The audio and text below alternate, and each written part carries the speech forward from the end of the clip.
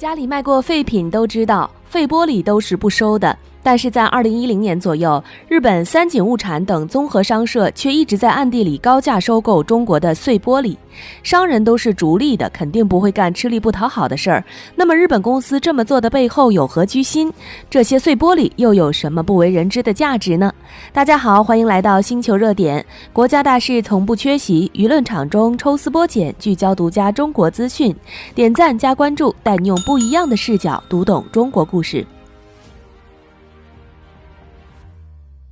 2010年12月29日，中国商务部接到四川省稀土企业的举报，举报内容称，日本三井物产等综合商社以每吨600块钱的高价从中国进口了3000万吨碎玻璃等废弃物品。此新闻一出，便让一众网友感到一头雾水，废弃碎玻璃有什么好进口的？这又有啥好举报的呢？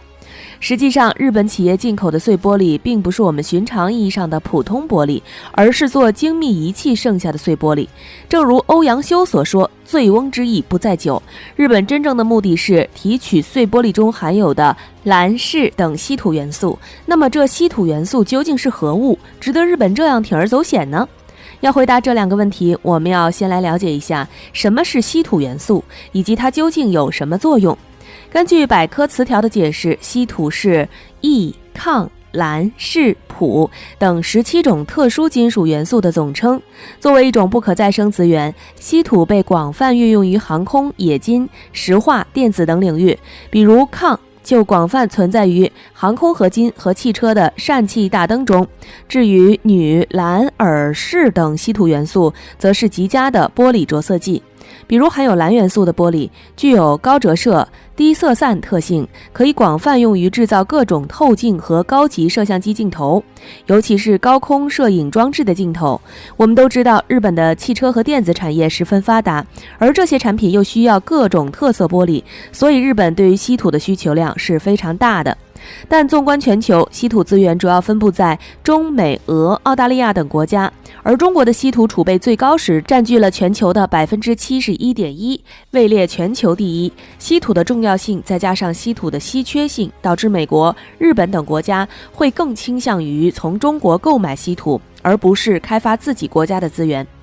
中国的稀土资源也因此被过度开采，稀土储备量也大大下跌。为了改变这种情况，中国自1999年以来一直对稀土及其他产品实施出口限制。到了2006年，中国还对每种稀土金属元素征收 5% 至 25% 的出口产品关税，这对日本的打击无疑是致命的。而在短期内，日本又不可能研制出取代稀土的新材料，所以只能将视线放在含有稀土元素的碎玻璃上。再加上稀土提取技术难度也不大，所以日本铤而走险从中国进口了大量碎玻璃。但日本国内真的没有稀土资源吗？其实并不是这样。早在2011年，日本就在小笠原诸岛的南鸟岛的附近海域探测到了一个储量约1600万吨的巨型稀土矿。根据估算，这个储量足够全球所有的国家使用730年。但是南鸟岛地处太平洋，靠近马里亚纳海沟的位置，附近的海洋深度普遍在5500米到8000米左右。在这样的深度下开采，不仅对当地海底的地质情况要求极为苛刻，也对开采设备和开采环境都有着极高的要求。以日本目前的深海开采技术，是无法成功将这些稀土矿开采至陆地上的。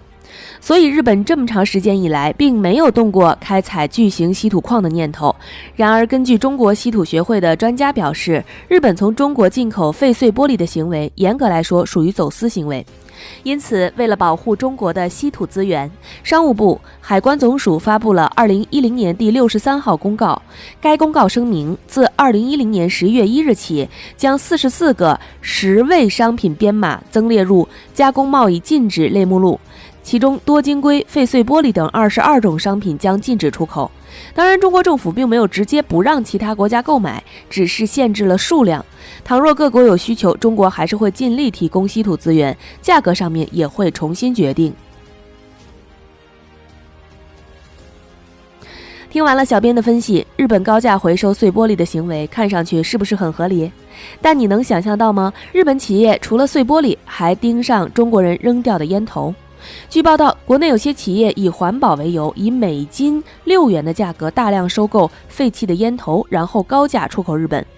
小小的烟头重量不足1克，被扔在边边角角，散落在犄角旮旯里。我们很难想象这些遍布各地、很不起眼的烟头，除了污染环境外，怎么能形成规模优势，值得日本企业回收利用呢？尽管国人的素质显著提升，但随意丢弃的烟头的习惯并非罕见，尤其是在人群流动密集的地方，比如马路、绿化带、公交车站、公园、景区等地。那么这些丢弃的烟头有多少呢？2020年，全国销售卷烟2363.7亿支，平均每日消费65亿支，每天超过24亿个烟头被随意丢弃。按照每个烟头0.2克计算，每天丢弃的烟头高达480吨。全年中国有17.52万吨的烟头被随意丢弃，可谓数量庞大惊人。那么日企高价回收烟头背后的真相是什么呢？卷烟中的过滤嘴主要成分是醋酸纤维，而卷烟级别采用的醋酸纤维是一种2醋仿丝级醋酸纤维素，是最高档级别的醋酸纤维。烟嘴可以起到过滤卷烟中部分有毒有害物质的作用，比如烟草中的烟碱、加尼醇、尼古丁、焦油及烟尘颗粒等。目前中国醋酸纤维缺口很大，每年需要大量进口。中国卷烟每年消耗的醋酸纤维数量大约在42万吨以上。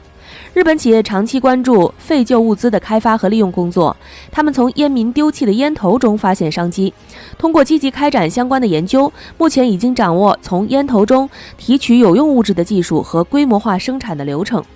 2016年12月，日本烟草产业 JT 子公司公开了本月起投产的2家废弃烟头回收再利用工厂，它们分别位于群马县前桥市和崎玉县川口市。同时，该公司启动了在中国市场上回收废弃烟头的业务。2021年11月8日，据吉木新闻报道，烟头每斤6元，山东一企业大量回收烟头出口日本再生利用。日本由于国土面积小，资源匮乏，特别重视资源的循环利用，既节约资源、保护环境，又提高经济效益，比如废水的循环利用、废旧材料的再生、有害物质的提取等，技术非常先进，领先世界。而废弃的烟头中，除了醋酸纤维外，还有吸附的烟碱、加尼醇、尼古丁等可提取的物质。日本 JT 子公司能从烟头中提取的醋酸纤维制成颗粒，是2醋仿丝级醋酸纤维素的主要原料，市场稀缺，价格不菲，还可以萃取烟碱、加尼醇、尼古丁等化学物质，这些物质是制造药品、农药的稀缺材料，具有很高的经济价值。这就是日本企业收集废弃烟头的主要原因，他们利用先进的技术，从中提取高价值的材料，获得不菲的经济效益。很多人担心日本企业是否通过收集烟头的方式，悄悄地从中提取中国人的 DNA， 从而掌握国人 DNA 结构和信息，为生化研究提供依据，从而建立针对中国人的生化武器。据专家介绍，附着在烟头的唾液可能会含有口腔中的体细胞，理论上说是可以提取人的 DNA 信息。